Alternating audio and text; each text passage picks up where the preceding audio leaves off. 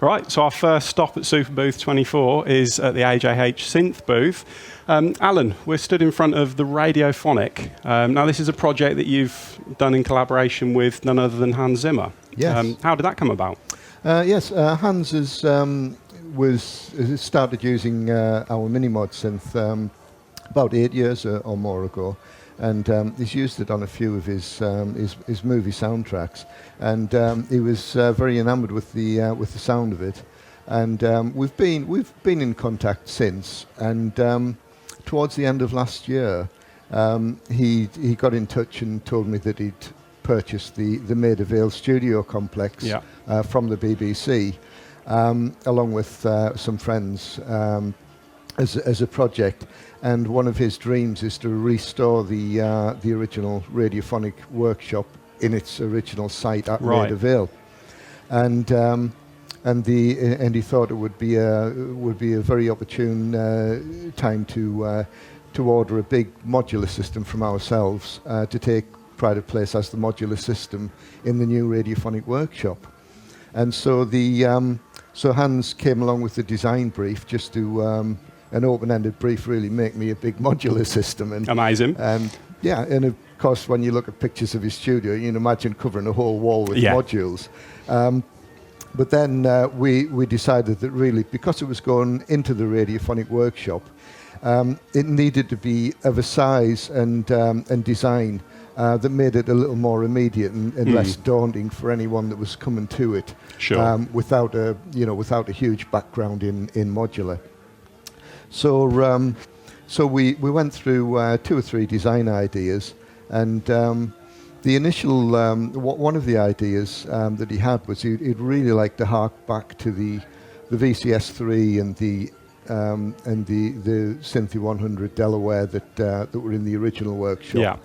And his very first synth was a VCS3, and so we had a VCS3 style case that was 84 HP, which is around that size, and I showed him some pictures of that, and he's very, very excited about that, and said, well, can we just make that larger and incorporate all of the modules that we'd like to have in the system. Yeah. So we went away and we came up with this. Now, part of his design brief really was that he wanted it to have to be 2 voice. Yeah. So we have voice 1, voice 2. But the idea also was that both voices could be stereo. Okay. So again, as he writes for cinema, the speakers in cinemas are very, very far apart. You have a very big stereo field to play with, and and it was very important that that we had the ability for each of the voices to be fully stereo. So we have hence the two filters per voice, 2 VCAs per voice, and lots of envelopes, so that they can be enveloped individually, or the left and right channels can be individually enveloped.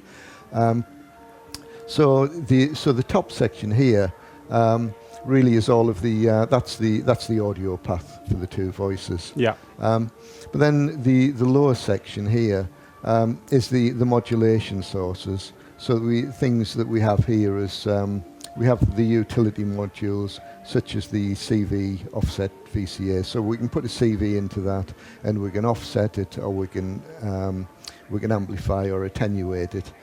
Using that, we can split it and add a bias to it, and lots of clever things. And then we have the 2 tap tempo LFOs, which they have built-in VCAs as well. And then we have 2 dual LFOs, so we actually have 6 LFOs available as the modulation sources. And then moving along, we have the crossfader, the triple crossfader panner, and again. Something that Hans is very interested in is crossfading between filter types and crossfading between voices, and this gives us the ability to both crossfade and pan and crossfade and pan simultaneously. So that was quite an important part of the system, which is why it's central in it. And the other thing are the strips of multis. again, there's a big move in modular now to use flying multis and the star-shaped headphone amplifier style multis, which leaves you with just a big spider's web of patch cables. And the idea here really was the hardware multis were just to keep everything tidy, really.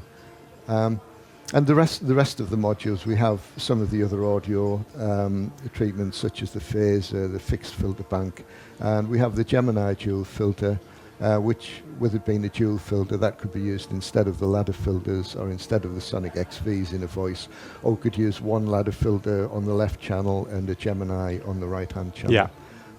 So that's a quick sort of overview of the system. Fantastic. Is this exclusively for that project, or is it something that you're gonna be selling as well? Yeah. Well, this is actually system number 2, if you like.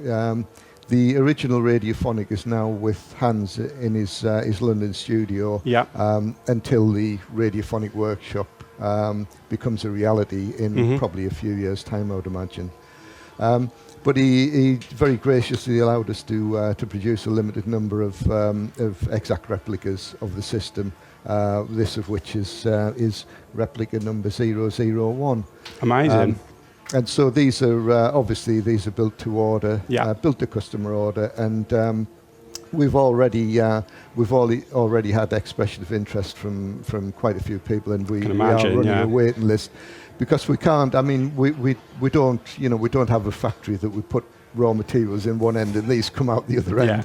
They are actually hand built to order. So there is a waiting list on them, surprisingly. Surprisingly at the retail price. Well, that was my next question. So if you want your own Radiophonic, how much is it going to set you back? Including UK VAT, it's £15,000. Fantastic. Alan, thank you very much. Right. Thank you. Cheers. Thanks.